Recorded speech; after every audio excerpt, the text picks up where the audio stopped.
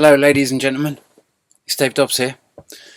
It's the 17th of March 2024 and well, I'm just opening up here first of all with this shot that's come in on the 7th of March, and that is I'm of a mind, even though obviously, you know, we would call this and understand this normally as kind of aurora borealis, but I'm of a mind that it's actually the tail that we're seeing of one of the flybys. Remember how I've been introducing this newest model and showing you where we are right now and seeing these two objects coming in here, you know, and this is all about the timings. You know, as we keep seeing them year in, year out, and all the different shots that come in, these are about the timings, and the timings of these are just in absolute kind of circles, really. That's what they are, and as in we're not really seeing kind of, I haven't really incorporated into this model Kepler's orbital mechanics, if you like, as in the faster they come in to orbit around our sun. But they're not actually orbiting our sun, they're orbiting this object over here, what I'm calling Herculobus over here, which is after what Carlos Ferrada called the object when he predicted the massive earthquake in 1939 on the 20th of January. And so this model runs all the way from 1939 up to now in terms of this detail here. Unfortunately, as I often show, it doesn't show the real arc of, you know, as in this kind of point of if you like, plunging through the ecliptic plane here in about 1930, when we were calling it Pluto, when we were saying, oh, the big blue object, which is kind of like, ironically, exactly 84 years after we were calling the big blue object Neptune. You know, we have this kind of odd fashion of kind of reinventing this big blue object that has been next to us since the kind of late 1500s, and this point of crossing here, and then our sun, what I'm calling Pluto in this model, not Herculobus, arcing and then coming back to arc somewhere around, you know, this starts in 1996. I'm introducing the idea of the objects of what I'm calling in Pluto this time, Herculobus, or in this model Pluto. You know, we could call it Uranus, we could call it Neptune, we could call it Jupiter, we could call it Pluto, we could call it many things, and they're the same things, so that we reinvent every 84 years to keep us in this tiny little heliocentric model. And so this new model this new model doesn't capture this same arc. It before I go forward with all the new sightings, just coming back just to remember what we're looking at here, for anyone who's new coming into this, I'm just going to go right back to the cycle that we would have seen that led to our current point. You know, this goes back to 262, when we were in the same position we are now, and we synced up, and then we've come round and around for 1800 years, being very far from each other, coming to the 1500s like that. And obviously, you know, this model explores all of that. It brings together all the, you know, the only difference is with this model, which is a real shame, but to show these from 1939, to show Carlos Ferrada's big predictions in 1939 and how they all sync up, how this is no different to 2012. You know, I'll show you that in a shake, and how this is, when you understand this is all the mechanics of this that we're seeing because of my observations, and because I can build this model now and so accurately show you all these different dates and these different times, and why these things happen in these exact patterns, is all the sightings have come in, have all their numbers have been based around 12 years, and the numbers of Jupiter over and over. And You know, 2012 was a real critical point in that cycle. To think about 2011, all of 2012 were telling you nothing happened. You know, all the people who were anti the whole thing and thought it was all load of old rubbish. You know, we're left with this kind of startling reality that in 2011, you know, a massive tsunami occurred and 3 nuclear power stations went into meltdown. Something massive happened on March the 11th, right where we are now, right at this same point, that has enabled me to kind of like make all of these predictions and show you so accurately the type of seismology. And you think, you know, what am I showing you? What's happening right now? Let's just remind ourselves what the date is again here.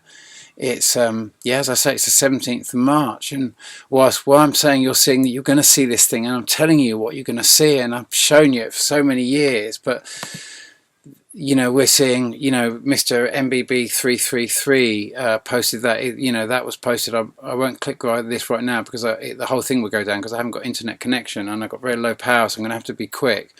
But the this was off the coast of, this is, I guess, on the, it's off the coast of British Columbia, right up north. And then just now I'm just seeing that a massive, one of the biggest so far in terms of magma release for eruption happening right now. And where are we now in this model? This is what we come to here, is if we now come forward and remembering, obviously, as I said, that we don't see the crossing point. So 1939 was the crossing point where our sun plunged through the ecliptic plane of the planet X system it really orbits. And 2019, 2020, 2021, the longest duration volcanoes. More likely 2021 was when we were cutting right through the ecliptic plane of that system. That's when we were seeing the Icelandic volcano going off at the beginning, this time, when we were, right this same time when we were coming into 2021, as in a long duration,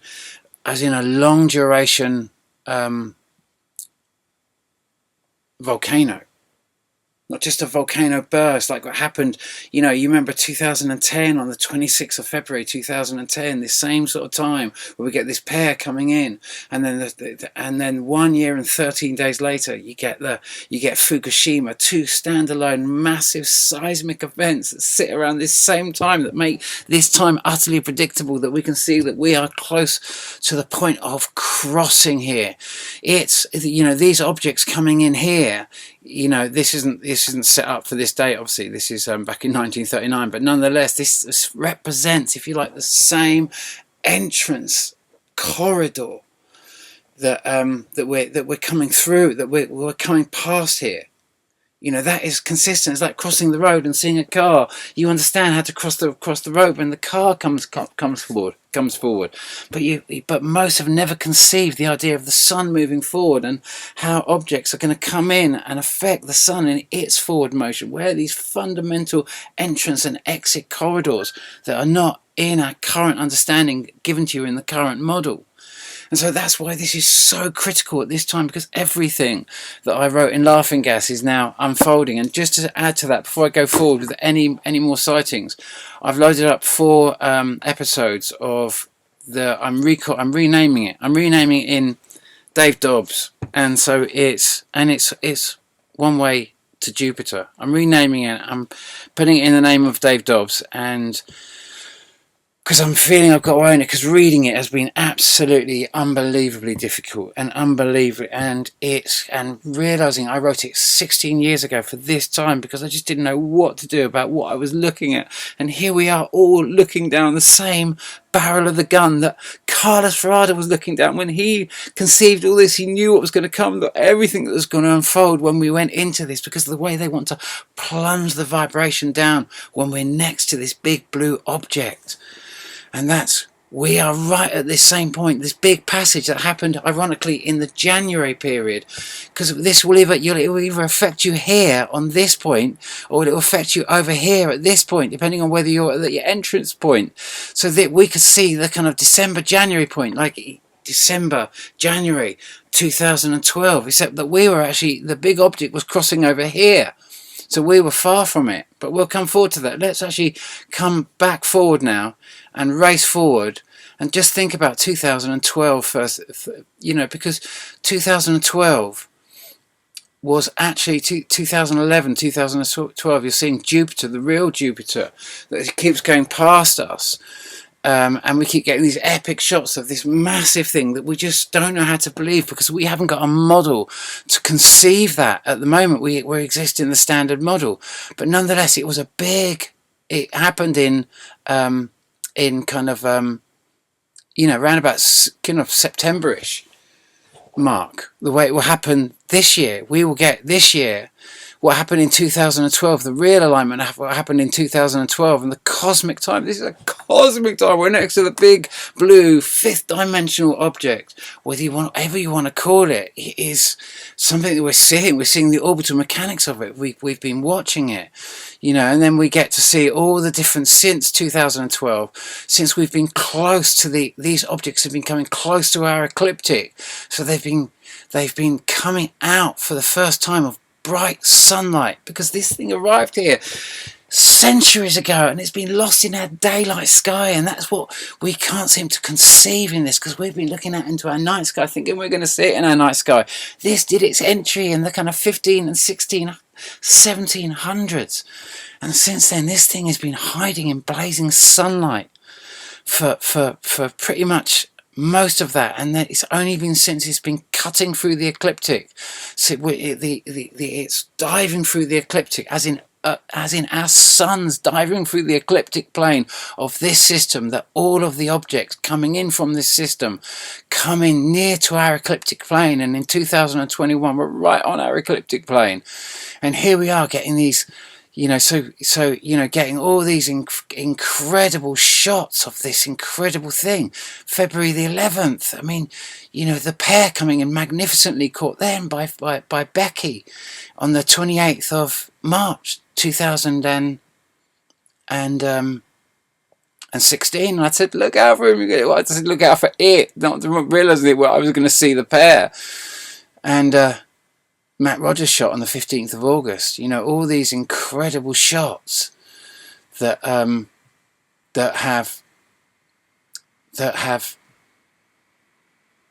come in as we've you know, that was on the 20th of January, the fundamental entrance corridor. You know, so we are at that side now, and again at that entrance corridor. You know, these were some of one of the last mega shots that Steve Olsen put up, as was well, you know, that I was going to say Dill Martin. Incredible shot, like the game-changing shot that enabled us to see that this thing was actually orbiting. There was our sun, and this thing was coming in and going back out. It was orbiting something over here. It gave us this October. Everything fitted in. We just didn't have the absolute evidence. That shot on the 1st of September 2018 put up by Alex Luhan. Or was it 1st of September 2019? Anyway.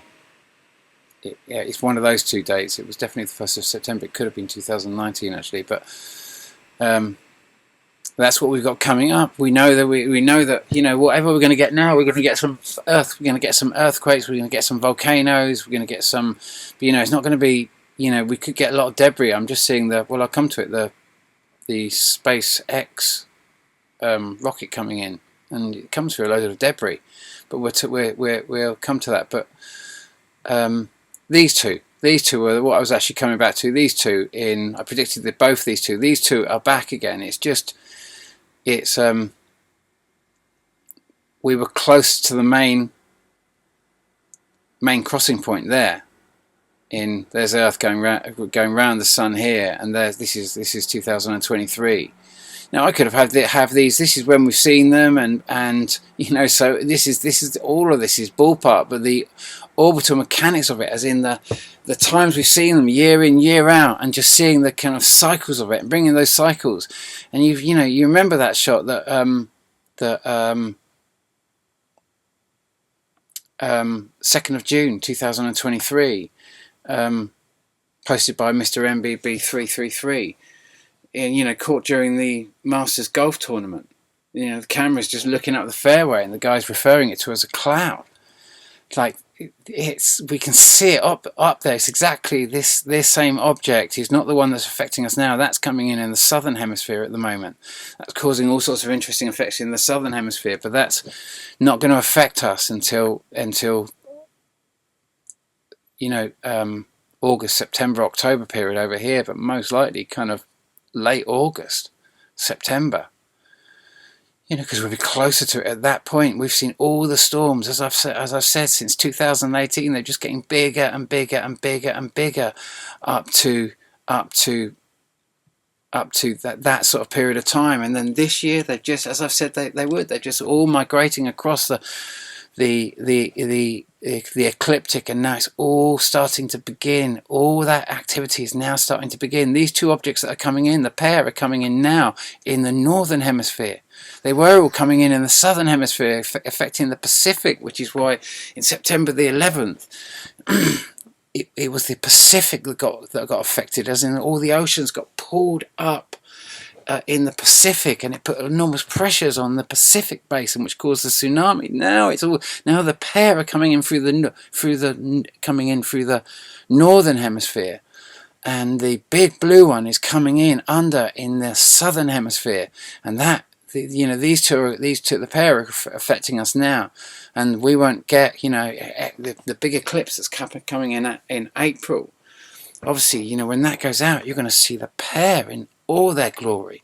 If you're on that line, they're going to do a lot to try and block that up, block that off. But if you're on that line, you are going to see the pair in all of their glory, absolutely, without doubt, because you're seeing them now. That we've just look at all the amazing shots of them. We get incredible shots of them. The only thing that stop us seeing these is blazing sunlight. Look at the moon, and it goes right there, and it's right there, up there, and you can't see it because of the bright sun hitting the atmosphere and splitting oxygen into O and O, single atoms of oxygen that then oxidize oxygen, cause O3, cause this massive plasma effect that the SpaceX has just come through. And just as they've approached it, literally, if you watch the video, that shot. We'll come back to that in a shake. But if you watch this video, I can't play it for you, but you see them. Just check my battery life there. I've got a little bit. You see it breaking through, and the atmosphere, but just before it comes into the atmosphere and the fins start kind of like heating up, going red hot, you see debris, loads of debris, and they cheer when they come through it. It's really odd. They know something about what they've just come through. Like, they've just come through debris. There was debris, and then they came through the atmosphere, but there was bits of debris everywhere. Now, where's that supposed to come? Where's that supposed to have come from? But there's loads of it up there. It was bouncing off it looked like it was bouncing off the craft. And then that shot, obviously, just that's posted as in 3 days ago, but it wasn't. It wasn't 3 days ago. It would be more than that. It's probably about 6 days ago or something now. But what are we looking at there? Is that just a rainbow, or is that an object? It really is. It's mega what's going on up there at the moment, and the type of earth changes that we've seen since 2011. We've just, like I say, seen the storms get bigger and bigger and bigger. So check that out. That was a shot by Mr. MBB 333. Again, that was a few days back. It wasn't 13 hours ago. But he's just looking at something reflecting light up in the sky, and that is the object that's causing that object there is in the northern hemisphere. That's the incoming object that crosses at the 11th of March point. That's the object coming in, if you like, from our night sky, heading towards the sun, being seen in the northern hemisphere. Remember, that's what we've got coming up. We'll discuss that in a shake, but just coming back to the 24th, these objects sorry, this is Charon and Kerberos. See, I think I've got these the wrong way around. I'm realizing I'm pretty much sure now that of the pair, the inner one comes first, which is why we had the earthquake in February on the 27th, on the 26th of February 2010, and then this came on the 11th of March. So I think I've got the configuration of these wrong. That should be that this one was in front. But only building these models I can ever make these corrections and get a kind of like a better understanding on it of them. But we've watched these for a long time. We've got lots of incredible shots. The sightings have never, you remember that you're talking to you're watching someone here that's basically predicted more flybys than I can think. I don't know anyone else who's predicted more flybys than I've predicted using these models, just using the patterns of what we see and try to build these astronomical models to demonstrate the possibilities of what these could mean in terms of an astronomical model. These are postulations based on the sightings. It doesn't mean they're correct, and there's been lots of changes, and each one has merits that are not reflected in the other, just like this one not really showing you like a dolphin diving out the water, cutting through that, going from water to air, that kind of divide between those two, and that's our sun, and then plunging back in, and there's only two fundamental crossing points in this, and but it's very different to the model that you've been, any model that you've probably been ever considered, and it gives you an idea of where your sun's moving. And it's so important right now through all of this to start coming into an idea of where your sun is going. And notice I've got the 21st of June, and so 21st of June 2024, really think so much of what I'm bringing to your awareness in Laughing Gas right now, or One Way to Jupiter, is understanding what this thing is. This is, for me, in that book, is a journey to that space. It was, and where were we in 2008 when I began that journey? And that's why I've built this model, so you guys can have a ballpark figure of some of these sightings of where the planets were when you were born. Think of that when Dill Martin posted, that was one of the last videos he posted. He just gave up. He just like, no one cares. He's like, we've got unbelievable evidence of that. When that came in, my prediction was for that day, it was just sensational. Remember when I came out to America, and after this shot, it utterly put me on the map. It was such a seismic. My reputation was absolutely dirt after even predicting that this flyby would occur. And then when it came in, and it came with an 8.0 earthquake in Papua New Guinea, and ironically on the day of Trump's inauguration, and also 2017, we were beginning from this point here, where this object here, Jupiter, I'm calling Jupiter in this model, where it crosses the ecliptic. It's from here to here. It's what I'm calling, what my dad showed me in this book, which was this channeled version of Jesus, channeled in 1842 or 1846, something like that, or 1844 actually, I think it is, because 1846 was actually the discovery of Neptune, exactly as I say, 84 years before the discovery of Pluto. And remember, Uranus is an 84-year orbit, and of course, kind of like, what's the next one? Neptune is Uranus, Neptune. So Neptune is 2 times 84, which means that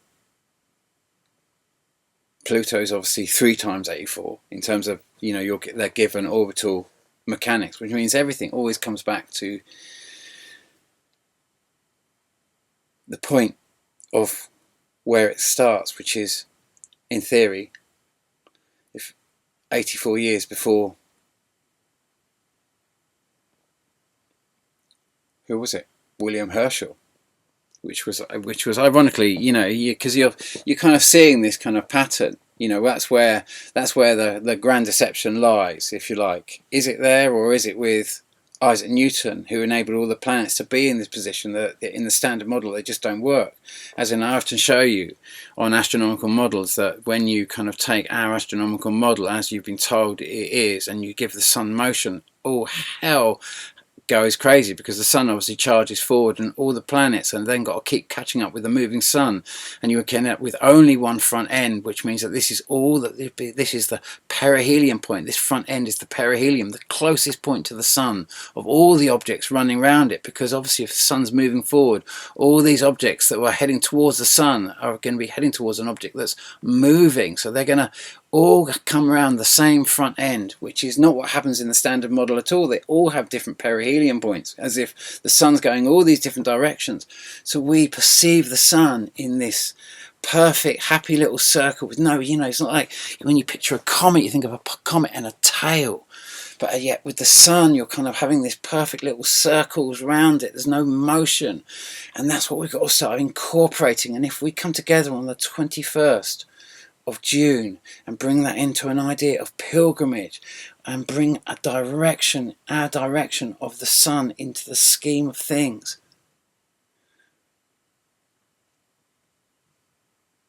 of where we're really going, and harmonize with that. From a galactic perspective, we're connecting not just with how we're orbiting round our sun. We're coming into a connection with where our sun is going in the most forward sense, because it is charging forward in this sense. It is in an orbital relationship with what I'm calling Planet X here, as is Herculobus, that in my previous video I called Pluto, and I've called various different names because we're talking about the same object being reinvented, because it keeps appearing in the wrong place. It keeps contradicting the standard model, so it gets reinvented to keep you in this static sun concentric ring model, where when you're in this model, when you connect to just this model, then you're connected to the story of Planet X. But when you connect forward, the forward motion of the sun in the grand scheme, because if this orbital track was our sun's angle of intention, instead of it charging forward in this very similar direction to this object, which is also orbiting Planet X. And remember, Planet X itself is also charging forward in this same direction. We're all charging forward, all the big gravitational masses, all charging forward in the same direction, but they are trapped in an orbital relationship. So they go through this orbital relationship, but they are charging forward. And our Earth is coming round the front edge, as in all the planets orbiting the sun are coming round the same front edge.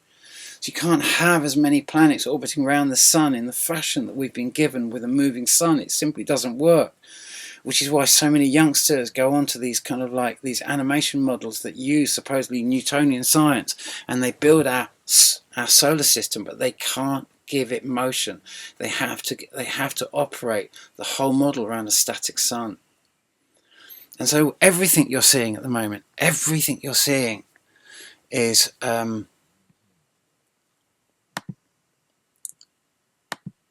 utterly predictable. All the sightings coming in, and so that's pretty much it for the moment. Like I say, there's going to be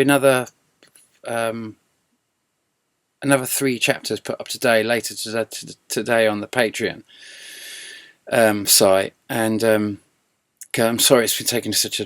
I would just say to you, if you are going to attempt to work with me on that, come with me on this crazy journey on Laughing Gas, which I wrote for this time, describing everything that's happening now. And I wrote it in preparation for this, and I would really try to say to you, empty your glass before you attempt to listen to that. And opinions are going to make it really difficult. It's based on a true story, and it's so ultimately that means it's a work of fiction. And all of these things are influences. And I say that because you see why I have to say that. If you go with me on this journey, there's a point of midlife crisis that sometimes happens in life where where your glass becomes empty and all the sound bites just don't mean anything anymore, and suddenly you're just at the end of a long pathway and you suddenly hit a brick wall. And that is this journey, and a big part of the pilgrimage that we've all got to do right now is empty our glasses and see everything from a whole new perspective, because that's the only thing it's gonna take to get us through this. A much bigger story is unfolding. You know, this current model I've given you is just to give you more than anything else. It's not to try and give you the orbital mechanics of the overall picture, just give you a little bit more understanding of where potentially some of these planets were at the time when you came into the planet, and so you can start aligning a little bit more about what it has been to have the moons of Jupiter flying about you as they have been doing for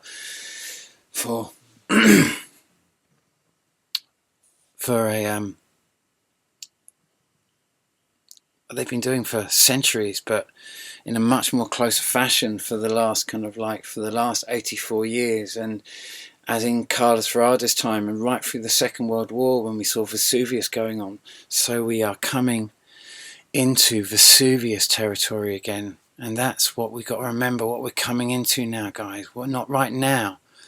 Potentially a little bit. It could be. What's affecting us now is way up in the northern hemisphere, and it's going to affect us, you know, as in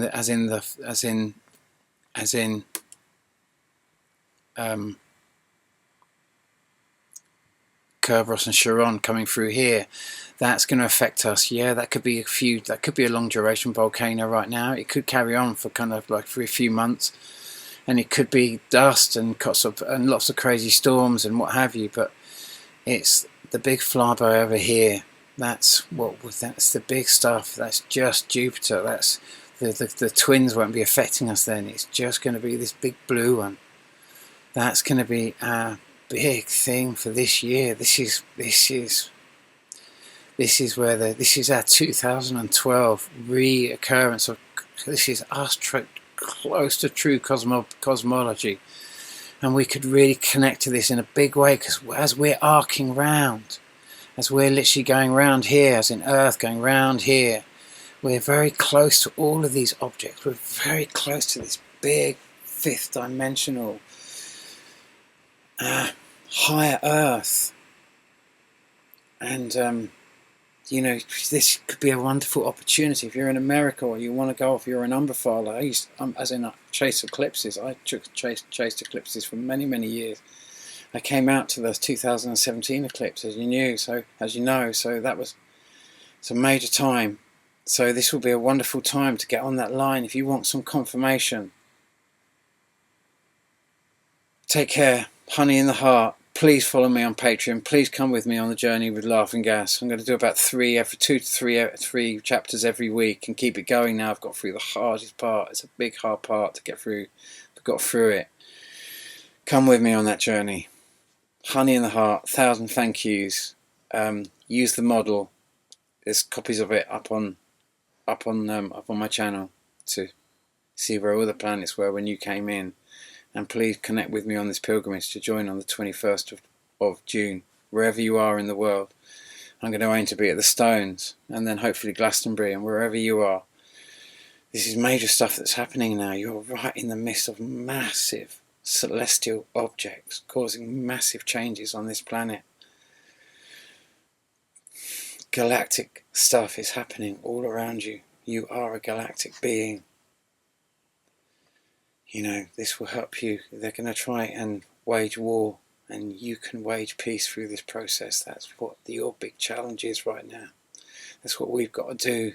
On the back of everything that's going on right now is wage peace.